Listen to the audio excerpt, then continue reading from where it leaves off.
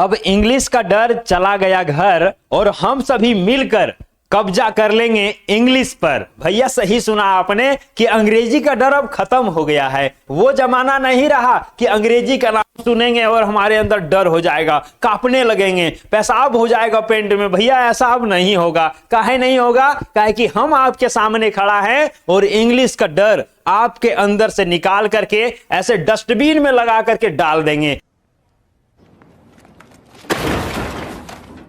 जो भी डर है ना वो खत्म हो जाएगा भैया, स्वाहा हो जाएगा, द एंड हो जाएगा, समाप्त हो जाएगा। Bye bye, tata, goodbye, गया। टेंशन लेने की जरूरत नहीं है। अंग्रेजी भी अब बहुत ही शानदार तरीके से पढ़ेंगे। कहेंगे सर हम 10वां तक तो अंग्रेजी उतना बढ़िया से पढ़े नहीं है, हमको अंग्रेजी उतना बढ़िया से आता नहीं है। और जब अंग्रेजी हम बोलना चाहते हैं ना तो जो सामने वाला सुनता है ना वो कहता है ना भैया तुमसे ना हो पाएगा, तुमसे ना हो पाएगा। लेकिन भाई साहब मैं आपको यकीन दिलाता हूं कि इस क्लास के बाद आप ऐसा लगेगा आपको कि भाई इतना अच्छे तरीके से आप अंग्रेजी को इजी वे में सीख जाएंगे, आसान तरीके से सीख जाएंगे और जब बोलना शुरू करेंगे तो लोग सुनते रह जाएगा। भाई साहब इसके लिए आपको तैयार हो जाना होगा। और वैसे लोग जो आपको कह रहे थे कि ना तुमसे ना हो पाएगा, उसको खींच करके तमाचा मारना, मजा आ जाएगा, मन खुश हो जाएगा, गदगद हो जाएगा। तो चलिए भैया कैसे हम अंग्रेजी को आसान बनाएंगे ना वो सारा कुछ बताएंगे। और यदि आप 10वां इस बार एग्जाम दिए हैं, रिजल्ट आ जाएगा, उसके बाद आप तैयारी करेंगे, 11 में आएंगे, चाहे आर्ट्स से, चाहे कॉमर्स से, चाहे साइंस बैकग्राउंड से आप रहेंगे, अंग्रेजी आपका पीछा नहीं छोड़ने वाला है। क्या सर खाली 10वें 11वां 12वें में सिर्फ पढ़ना? ना भैया, जिंदगी भर अंग्रेजी आपका साथ नहीं छोड़ने वाला है। इसीलिए जितना आप अंग्रेजी से डरेंगे उतना आपको डराने का प्रयास किया जाएगा। अंग्रेजी आपको हर डगर में डराएगा। जहां भी जाएंगे, जिस सेक्टर में जाएंगे, उसी सेक्टर में अंग्रेजी आपको दस्तक देगा पीछे से और कहेगा ए भाई साहब हम अंग्रेजी बोल रहे हैं। और आपको डर लग जाएगा, ये अंग्रेजी, अरे भाई अंग्रेजी बहुत डर लग रहा है। लेकिन भैया अंग्रेजी के डर को निकाल करके डस्टबिन में डाल दीजिए और कहिए कि चलिए अब हम शुरू करते हैं अंग्रेजी को डराना। और अंग्रेजी को आप डरा देंगे, उसके बाद आपको रोकने वाला कोई नहीं होगा। ये बड़ी अच्छी बात कही आप एग्जाम में भी अच्छे स्कोर करेंगे और किसी सेक्टर में जाना चाहेंगे, स्कूल में पढ़ाना चाहेंगे, ऑफिस में काम करना चाहेंगे, प्राइवेट सेक्टर में काम करना चाहेंगे, किसी एग्जाम के लिए प्रिपरेशन करना चाहेंगे जहां इंग्लिश से रिलेटेड क्वेश्चन पूछा जाता है, वहां भी आप अच्छा स्कोर करेंगे। इंग्लिश स्पोकन भी आपका सही हो जाएगा और जो लिटरेचर है, थ्योरी पार्ट है, वो भी आपका बेस्ट बन जाएगा। आसानी से मजे तरीके से आपको हम पढ़ाने वाले हैं, मस्ती करते हुए पढ़ाने वाले हैं, डांस भी करवाने वाले हैं। तो एक बार झूम लीजिए, नाच लीजिए, गा लीजिए।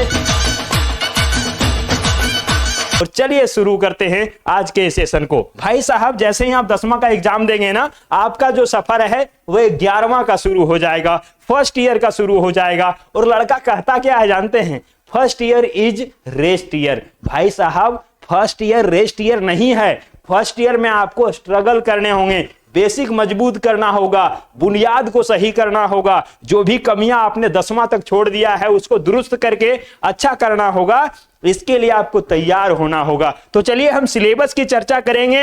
यदि आप 11th क्लास में एडमिशन लेते हैं, उसके बाद इंग्लिश का क्या सिलेबस होने वाला है, कहां से क्वेश्चन पूछे जाएंगे, किस प्रकार के क्वेश्चन रहेंगे, प्रीवियस ईयर में क्वेश्चन किस प्रकार से पूछा जाता है, एग्जाम में हम अच्छा स्कोर कैसे कर पाएंगे, अंग्रेजी के डर को खत्म कैसे कर पाएंगे, इन सभी चीजों के बारे में आपको हम डिटेल चर्चा करने वाले हैं। और सिलेबस को स्टार्ट करने से पहले आपको यह जानना होता है कि किस सेक्टर से क्वेश्चन वहां पूछा जाएगा और कौन सा सेक्टर से नहीं पूछा जाएगा। ऐसा नहीं कि अंग्रेजी आप देख रहे हैं पूरा समंदर है भैया और उस समंदर को देख करके आप डर रहे हैं कि क्या पढ़ेंगे क्या नहीं पढ़ेंगे। भाई साहब टेंशन को छोड़ दीजिए ना। हमने क्या बोला कि भैया हम यहां खड़े हैं तो आपको जरा भी टेंशन लेने की जरूरत नहीं है। नो टेंशन, नो फ्रस्ट्रेशन, कुछ नहीं, बस अरे टेंशन नहीं लेने का अपुन है ना। साहब तैयार हो जाइए, मन बना लीजिए कि हमको पढ़ना है, सारा जिम्मा मेरे पास है कि आपको कैसे पढ़ाना है। तो चलिए सिलेबस से हम शुरू करते हैं। जैसा कि सबको पता है कि झारखंड जैक बोर्ड से यदि आप हैं तो जैक बोर्ड में बहुत अच्छे तरीके से डिजाइन किया गया है सिलेबस, और इस सिलेबस को यदि आप देखेंगे तो आपको पता चलेगा कि अरे भैया इतना अच्छा तरीके से डिजाइन किया गया है। भाई साहब बिल्कुल अच्छे तरीके से डिजाइन किया गया है। क्या क्या है वो भी आपको बता देते हैं। तो जैक क्लास 11 का जो है ना इंग्लिश कोर जिसको कहते हैं, जो टोटल 100 मार्क्स का होता है। कितना मार्क्स का होगा सर? 100 मार्क्स का होगा। बहुत अच्छे तरीके से आपने बता दिया। ये तो 100 नंबर का होता है सर, सब कोई जानता है भैया, यहां तक तो सही है। लेकिन ये 100 नंबर है ना, ये 2 पार्ट में बटा हुआ है। किस किस पार्ट में बटा है सर? तो ये तो पहला है कि 80 मार्क्स का होगा। ये क्या होगा सर? तो ये थ्योरी पार्ट होगा। क्या होगा?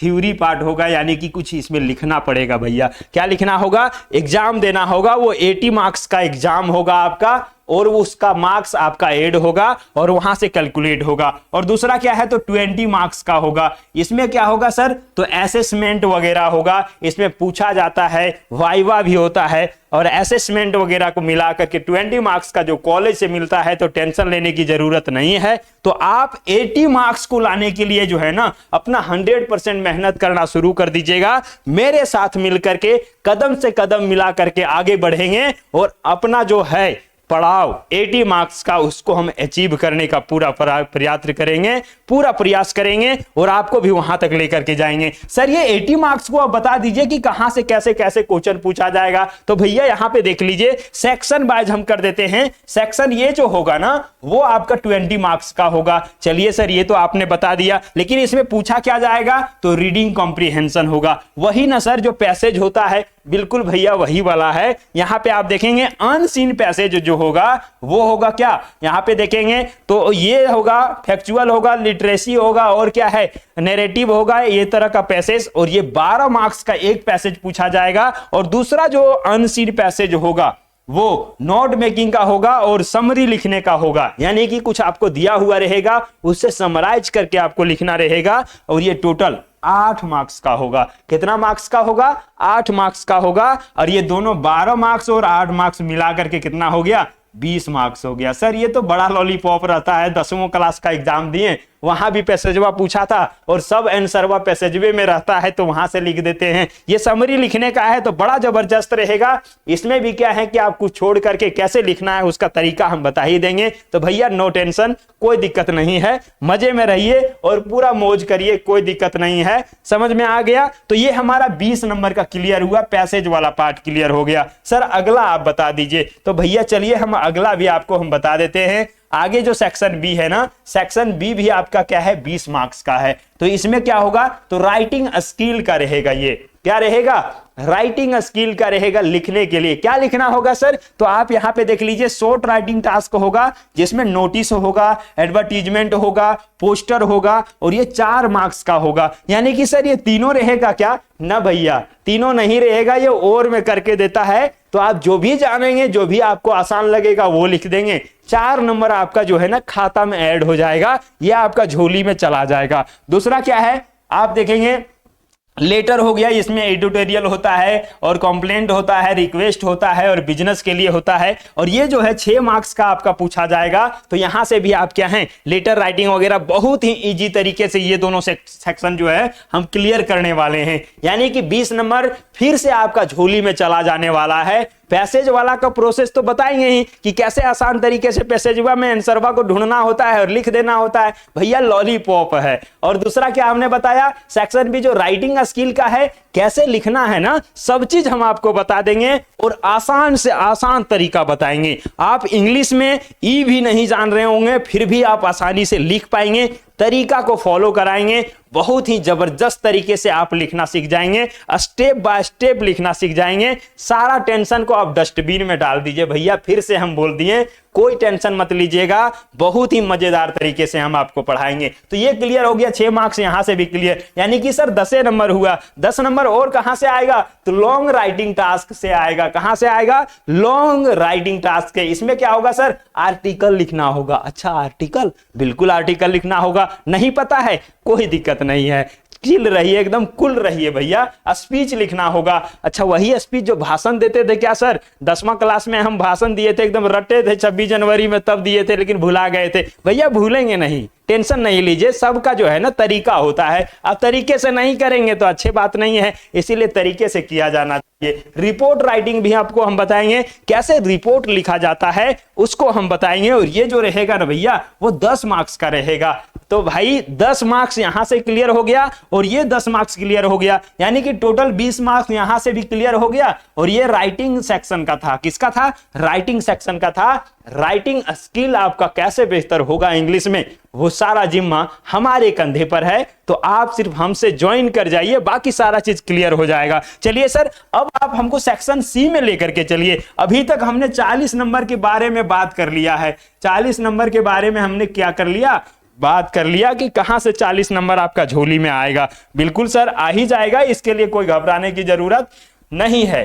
अब आपको हम लेकर के चल रहे हैं भैया सेक्शन सी में, जो क्या है? लिटरेचर है। और लिटरेचर में क्या होगा सर? तो लिटरेचर में यही होगा भाई साहब, आपको 2 बुक है, 11 क्लास में 2 बुक है। और दोनों का नाम क्या है सर? तो एक है हॉर्नबिल है और दूसरा क्या है? स्नैपशॉट है। क्या है? हॉर्नबिल है और स्नैपशॉट है। और यही दोनों किताब से 40 नंबर का पूछा जाएगा। कितना नंबर का सर? 40 नंबर का। हाँ सर, किताब वो मोटा मोटा तो नहीं है भाई साहब, बहुत पतला पतला किताब है, छोटा छोटा किताब है, स्टोरी है, पोयम है, सारा कुछ मिला करके है। और इसी से आपका जो है ना 40 नंबर आने वाला है, कंफर्म हो जाने वाला है। और आपको हम बहुत ही मजेदार तरीके से पढ़ाएंगे, एक भी क्वेश्चन नहीं छूटेगा, इसका पूरी पूरी गारंटी है, यकीन मान लीजिए आप। तो यहां से हमने क्या देखा भाई? हॉर्नबिल जो है ना, इससे प्रोज यानी कि होता है गद्य भाग और पोइट्री बना होता है पद्य भाग। तो गद्य और पद्य आप जानते होंगे, एक होता है पोयम सेक्शन कविता वाला और एक कहानी वाला, उसी को हम क्या कहते हैं? प्रोज कहते हैं। माने कि गद्य होता है और पोएट्री जो होता है ना वो पद्य में होता है। और ये 26 मार्क्स का होगा। तो यहां से ये 40 मार्क्स का डिवीजन आप देख लीजिए। 26 मार्क्स का क्या हो जाएगा? 26 मार्क्स का हॉर्नबिल से पूछा जाएगा। और स्नैपशॉट से कितना का पूछा जाएगा सर? तो इससे 14 मार्क्स का पूछा जाएगा। तो 26 मार्क्स और 14 मार्क्स कितना हो गया सर? तो ये टोटल आपका हो गया कितना? 40 नंबर हो गया भैया।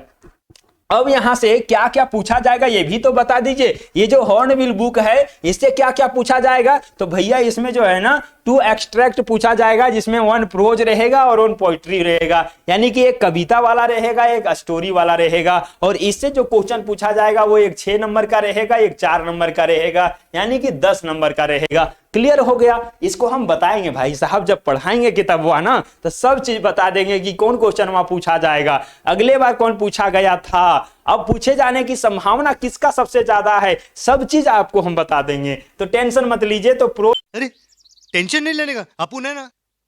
प्रोज और थ्योरी से भी पोइट्री से भी आपका 6 और 4 नंबर का पूछा जाएगा, 10 नंबर क्लियर होगा। आगे क्या है? 2 शॉर्ट आंसर पूछा जाएगा। 2 जो है ना शॉर्ट आंसर लिखने वाला पूछा जाएगा। उसके क्वेश्चन जो 6 मार्क्स का रहेगा, तो 6 मार्क्स 3 मार्क्स का दोनों रहेगा, तो 6 मार्क्स क्लियर हो जाएगा। तो यहां से 10 और 6 16 मार्क्स हो गया। उसके बाद सर एक लॉन्ग आंसर क्वेश्चन पूछा जाएगा, यानी कि जिसमें लंबा आपको जवाब लिखना होगा। ठीक है, तो वो होगा क्या? एनालिटिकल होगा या फिर रिफ्लेक्टिव होगा, दोनों में से एक होगा। और यहां से ये 5 मार्क्स का पूछा जाएगा भाई। तो ये भी क्लियर आपका हो जाना चाहिए, कोई दिक्कत नहीं है। लॉन्ग आंसर कैसे लिखा जाता है ये भी आपको हम बताएंगे। तो क्या एक भी घबराने की जरूरत है? भैया थोड़ा भी नहीं घबराने की जरूरत है। इंग्लिश बल्ले बल्ले है, इंग्लिश पानी पानी है, इंग्लिश की जवानी अब खत्म हो गया है। इंग्लिश को अब हम लोग पानी पानी कर देंगे। जो इसका रौब है, इंग्लिश का जो डर है ना, वो खत्म हो जाएगा।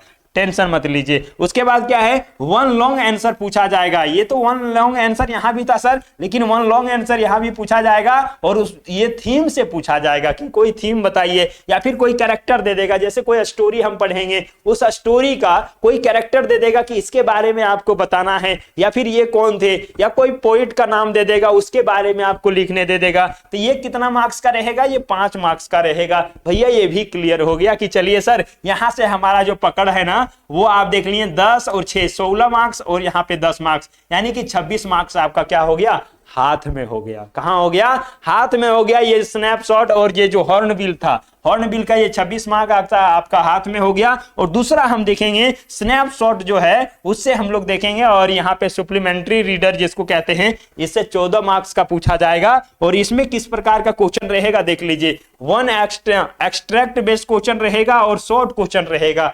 जिसको हम क्या कहते हैं शॉर्ट में जवाब देना रहेगा, तो टेंशन की बात नहीं है, ये भी 4 मार्क्स का रहेगा। और इतना आसान आसान स्टोरी है ना, जो आप कहेंगे सर इसको पढ़ करके तो हम अपने लाइफ में बहुत कुछ सीख लिए। और दूसरा बात क्या हो गया कि जब हम एग्जाम दिए ना, तो एग्जाम में भी इसी तरह का क्वेश्चन आया जिसको हम लपेट दिए भैया, एकदम कलम तोड़ करके लिख दिए, सब कुछ बना करके रख दिए भैया। यहां से आपका 4 मार्क्स का पूछा जाएगा एकदम शॉर्ट क्वेश्चन। दूसरा क्या है, 2 शॉर्ट आंसर क्वेश्चन पूछा जाएगा, यानी कि 2 क्वेश्चन रहेगा शॉर्ट आंसर का, जो 4 मार्क्स का रहेगा, यानी कि 2-2 नंबर का रहेगा, कोई दिक्कत नहीं है। लॉलीपॉप रहेगा, वेरी इजी रहेगा। और क्या है, 1 लॉन्ग आंसर है भाई साहब, 1 और लॉन्ग आंसर पूछा जाएगा। हाँ, एक लंबा आंसर लिखने के लिए पूछा जाएगा, जो क्या है थीमेटिक और कैरेक्टर से रहेगा। जैसे यहां भी हमने देखा था थीम और कैरेक्टर से है, वैसे ही यहां थीमेटिक जो स्नैपशॉट बुक है उससे रहेगा, थीमेटिक या फिर कैरेक्टर से पूछा जाएगा, और ये 6 मार्क्स का रहेगा।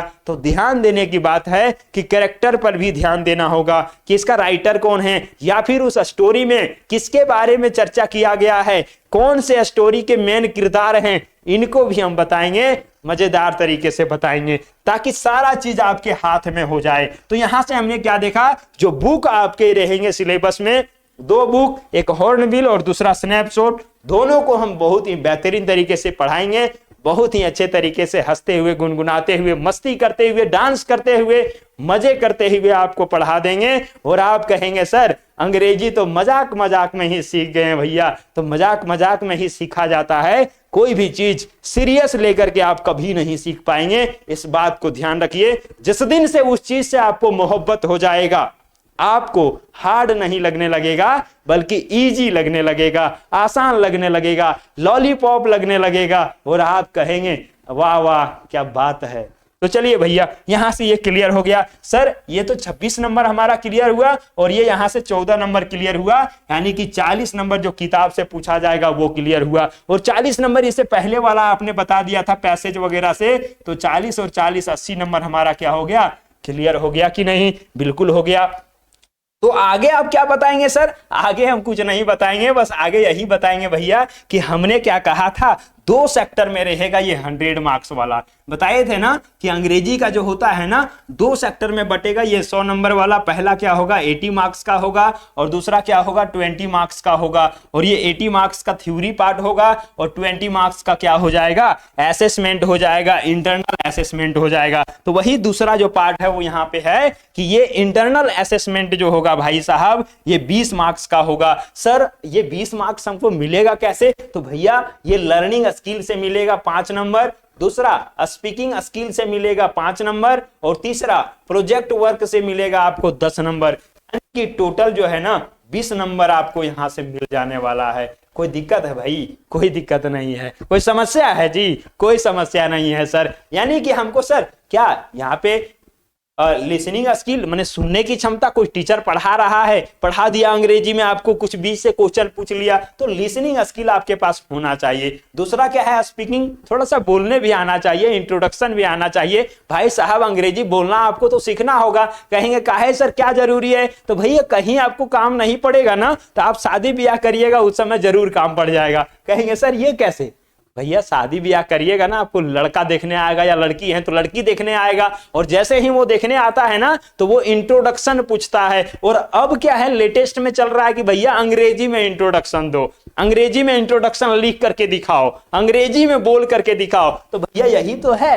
और आप यदि सीखे रहेंगे तो शादी ब्याह भी समय पर सेट हो जाएगा, अच्छे तरीके से सेट हो जाएगा, न 75 को घूम करके चला जाएगा और सदिये नहीं सेट हो रहा है, ले भैया कहेगा अरे ब्याह नहीं सेट हो रहा है, इस बार नहीं कर पाएंगे, अब अगले बार देखेंगे, हो सकता है अगले साल सेट हो। और जो नहीं जान रहा अंग्रेजी ना, उसका कहियो ब्याह सेट नहीं होता है, इस बात को आप जान लीजिए। इसीलिए आपको अंग्रेजी जानना बहुत जरूरी है, अंग्रेजी सीखना बहुत जरूरी है। अंग्रेजी यदि आप सीख जाते हैं तो हर सेक्टर में आपका प्रायोरिटी होता है, आप वहां पे अपना झंडा गाड़ देते हैं और कहते हैं I am the best, I am great, I am winner, I can do everything in the world, I have patience, I have courage।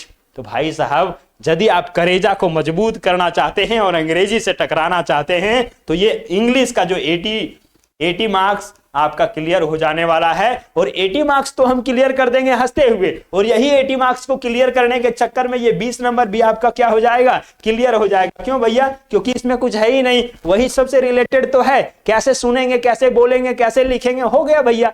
कैसे सुनेंगे, कैसे यहां बोलेंगे और कैसे लिखेंगे, प्रोजेक्ट वर्क में कैसे लिखेंगे, हो गया। बस 3 चीज यदि आप जान गए तो आपका भाषा पर पकड़ हो जाएगा। एक रूल होता है, क्या होता है सर? LSRW। ये क्या है सर? ये कौन सा रूल है सर? बताइए तो थोड़ा सा भाई साहब, बताइए देते हैं, देख लीजिए, थोड़ा सा गौर करिएगा। LSRW, L से क्या होता है सर? लिसनिंग होता है। लिसनिंग होता है यानी कि सुनना पड़ेगा। क्या भाई साहब? कोई भी भाषा सीखने के लिए सबसे पहले सुनना पड़ता है। कहेंगे सर हम अपना भाषा जो है ना, गांव वाला भाषा, मातृभाषा, वो अपने सीख गए थे। भाई अपने नहीं सीखे थे, पहले वो सुने थे। मम्मी आपको बोल रही थी रे पापा, कौन है? बोल पापा है, कौन है? बाबा है, कौन है? मामा है। तब आप सुने थे, फिर आप बोलने का प्रयास किए। क्या किए? बोलने का प्रयास किए। तो एल से क्या होगा? लिसनिंग यानी कि सुन रहे हैं। एस से क्या हो जाएगा? स्पीकिंग यानी कि बोलना शुरू कर दिए। क्या कर दिए भैया? आप भी ट्राई करने लगे, मामा मामा, बाबा बाबा, चाचा चाचा, पापा पापा। और उसके बाद क्या है? आप सुने, उसके बाद बोलना शुरू कर दिए। फिर आप 2 साल का हो गया, 3 साल का हो गया, तो आपको क ख सिखाने लगा लिखने के लिए। किसके लिए? अच्छा, पढ़ने के लिए, कि रीडिंग करो। ये रीडिंग यहाँ पे आप करने लगे। तो भाई साहब पहले सुने, फिर क्या है? बोलने लगे, फिर क्या है? लिखने लगे। अच्छा, रीडिंग करने लगे और फिर क्या है? लास्ट में लिखने शुरू कर देते हैं। क्या करते हैं? जो हमने यहाँ पे रीडिंग किया, पढ़ने शुरू कर दिया, उसको हम आसानी से लिख भी लेंगे। तो LSRW ये किसी भी भाषा को सीखने का सबसे बेहतर तरीका है, बेहतर रूल है। पहले सुनिए, फिर बोलिए, फिर उसको आप पढ़िए, और फिर क्या है? लिखने के लिए सीख जाएंगे, और उस भाषा का कमांड आपके हाथों में हो जाने वाला है। तो कैसा रहा भैया? ये 11 क्लास का सिलेबस है, तो अपने दोस्तवा और दोस्तिनिया को भेज दीजिएगा, और अभी से ही कह दीजिए कि भाई आपको पढ़ना ही पड़ेगा, अंग्रेजी पीछा नहीं छोड़ेगा। अब भाग जो रहे हो ना अंग्रेजी को लेकर के, भागने से काम नहीं चलेगा, बल्कि निडर हो जाओ और अंगद के जैसा अपना पैर जमा दो और कहो किसके दम, किसके बाहों में है दम, किसके भुजाओं में है दम, जो हमको डरा देगा, जो हमको अंग्रेजी सीखने से डरा देगा। भैया कोई नहीं डराएगा। बस इस पर्पज को आप मान लीजिए, ठान लीजिए, और जान लगा करके पढ़ना शुरू कर दीजिए। यकीन दिलाते हैं अंग्रेजी में आपका बेस्ट मार्क आएगा, अच्छे नंबर से आप पास करेंगे, कोई दिक्कत नहीं होने वाला है। तो भैया अपने दोस्तवा और दोस्तिनिया को शेयर कर दीजिएगा, बता दीजिएगा कि सिलेबसवा देख करके रखो, पढ़ने शुरू करेंगे, बेहतरीन तरीके से पढ़ेंगे, शानदार तरीके से पढ़ेंगे, मजेदार तरीके से पढ़ेंगे, और इंग्लिश का धज्जिया उड़ा देंगे।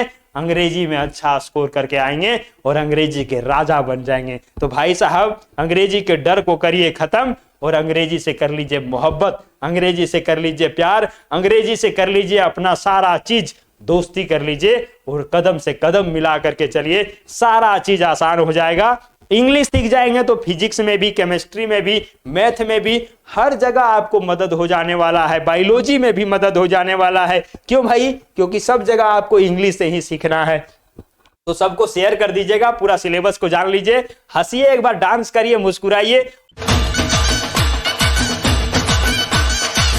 और मुस्कुरा करके कहिए I am winner, I can do everything. Okay, तो मिलते हैं किसी अगले सेशन में। इस सेशन को शेयर करिएगा अपने सारे दोस्तों के साथ।